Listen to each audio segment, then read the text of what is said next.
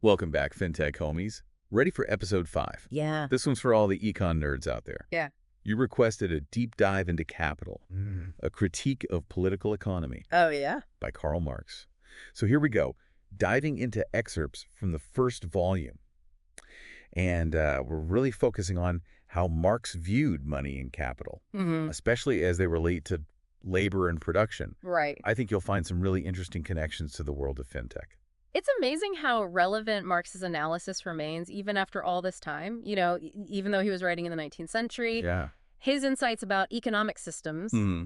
and the relationship between capital and labor are super relevant for us today, especially as we're navigating the rise of fintech. Okay, so let's jump right in. Marx starts by breaking down this idea of a commodity. He talks about its two sides. Yeah. Its use value, basically what it does, Mm-hmm. and its exchange value, Okay. what it's worth when you trade it. He uses gold as a great example. Yeah, gold is a classic example. It can be used to make jewelry or even fill teeth. That's its use value.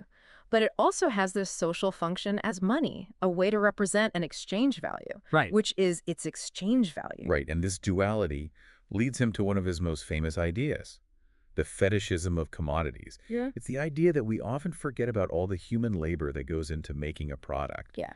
And just focus on the price tag. It's like we're so enchanted by the shiny object, we forget about the people who made it. Right. Think about the latest fintech app you downloaded. It's sleek. It's user-friendly. And it probably took a whole team of developers, designers, Yeah. and project managers months to create. Sure. But we just see the app and its price in the App Store. That's a perfect example. It's so easy to get lost in the digital world and forget that real people are behind these technologies. Marx would argue that this fetishism is even more pronounced in the digital age because the labor behind these products is often hidden from view. So let's move on to money itself. Yeah. Marx dives into how it becomes a universal equivalent. It's not just that gold or dollars or Bitcoin are inherently valuable. It's that they become a common measure of value for all other commodities. Right. It's like this invisible thread connecting everything in the market. And what's really insightful Yeah. is how Marx breaks down a simple transaction. Exchanging a commodity for money, he points out that it's actually a double process. For the person selling the commodity, it's a sale. For the person buying it with money, it's a purchase.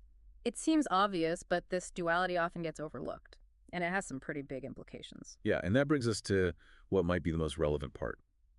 For fintech homies, the relationship between labor and capital. Marx argues that the whole goal of capitalist production is extracting something he calls surplus value, basically profit. And to understand surplus value, we need to look at the role of labor. Workers transform raw materials into valuable commodities. They create value through their work. Okay. But they only get paid a portion of that value they create. The rest is captured by the capitalist as profit. That's the surplus value. Makes sense. So to dig a little deeper, Marx separates labor into two categories, necessary labor and surplus labor. Okay. Necessary labor is the time a worker spends producing enough value to cover their own wages and basic needs. Surplus labor is the extra time they work, where the value they create goes directly to the capitalist as profit. Remember our discussion about automation in episode 3? Oh, yeah. It ties directly into this. Absolutely. Introducing machinery and automation is a way for capitalists to increase surplus labor. Imagine a factory worker who used to operate a machine manually.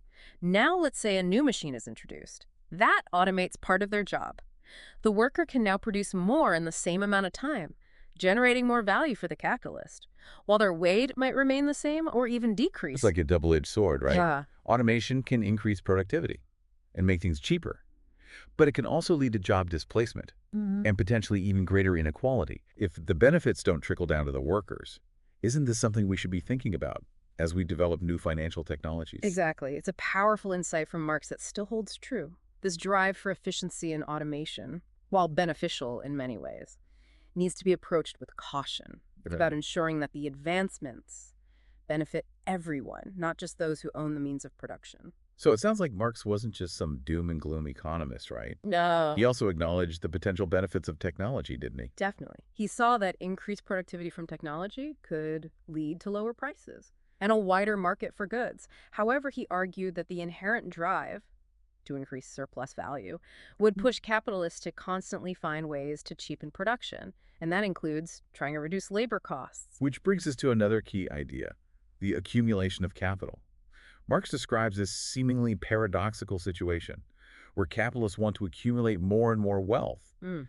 but this very process can lead to overproduction, And to economic crises, kind of like what we saw in episode 2, when we talked about the dangers of unregulated financial markets. It's all connected. And he directly challenged the popular economic theory of his time, the labor fund theory. Right. This theory stated that wages are determined by a fixed pre-existing fund. Marx argued against that, saying that wages are actually determined by the ongoing power dynamics and struggle between workers and those controlling capital. It's a dynamic process, not a static one. It makes you think about how wages are determined in the tech industry today, right? Yeah. It's not just about some arbitrary fund. It's about the skills workers have, the demand for those skills, and the power they have to negotiate. Absolutely. And Marx was writing about this during the Industrial Revolution, where working conditions were often brutal. He talked about the exploitation of child labor, the fight for even basic workplace safety, and the relentless pressure to increase profits. He uses some pretty shocking examples, too, like children as young as 5, working in lace-making factories for 14 hours a day. It's a reminder of the human cost of unchecked capital accumulation. It's a stark reminder that economic systems are ultimately human systems.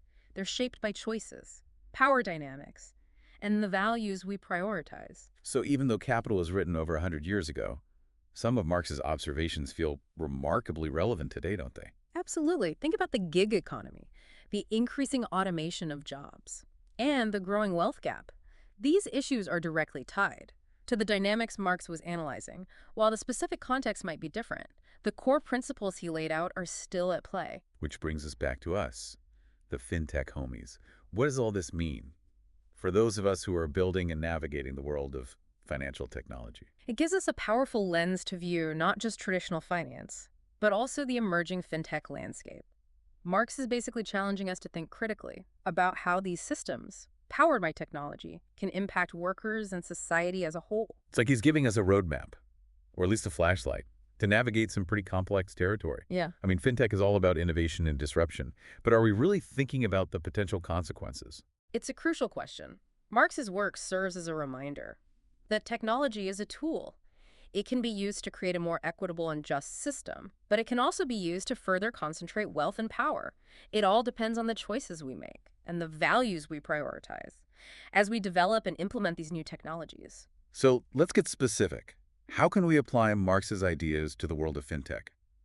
How can we avoid replicating the same problems of the past? Well, first, we need to be mindful of the potential for technology to exacerbate existing inequalities. Like we talked about earlier, automation can displace workers, Right. especially if it's implemented without considering the impact on those workers. We have to find ways to ensure that the benefits of technological progress are shared more widely. I think back to our first episode, where we were talking about financial literacy and inclusion. It seems like there's a connection here. Could fintech be used to bridge the gap between those who have access to financial resources and those who don't? Absolutely. That's a great example of how we can use fintech for good. We can create platforms that provide access to financial services for underserved communities, tools that help people build credit, or even systems that promote fair lending practices. It's about leveraging technology to level the playing field, not tilt it further in favor of those who already have an advantage. Right. It's about using fintech to create opportunities, not just for profits, but for people. And there are so many possibilities. We can think about using blockchain technology to create more transparent and accountable systems. What if we could track every step in a supply chain and ensure that everyone involved is fairly compensated for their work? Or what if we used AI to develop personalized financial advice that helps people make informed decisions about their money? I love that idea. AI that's working for people, not just corporations. It's about flipping the script and using these powerful technologies to empower individuals, not just institutions. Exactly. And it's not just about the technology itself. It's about the people who are developing and implementing it. We need to foster a culture of ethical awareness within the fintech community. It's about asking tough questions. Who benefits from this technology? Who might be harmed? Are we creating a system that is truly fair and sustainable? So if we go back to that idea of disruption that we hear so much about in the fintech world, maybe we need to rethink what that means. What if the real disruption is using technology to create a more just and equitable economic system? Maybe that's the legacy we should be striving for. I think Marx would appreciate that ambition. He was, after all, a revolutionary thinker. He believed that we have the power to change the world, and that includes the economic systems we create. So for all the fintech homies out there listening, I think this is the takeaway. Let's not just build the future of finance. Let's build a better future for everyone. Let's use our skills and our passion to create a system that is both innovative and equitable, a system where technology empowers people, not exploits them. Well said. And on that note, it's time to wrap up this deep dive into capital. We've covered a lot of ground, We have. but this is just the beginning of the conversation. Keep thinking critically about the technologies we're building and the impact they'll have on the world. Until next time, keep learning, keep exploring, and keep disrupting the status quo.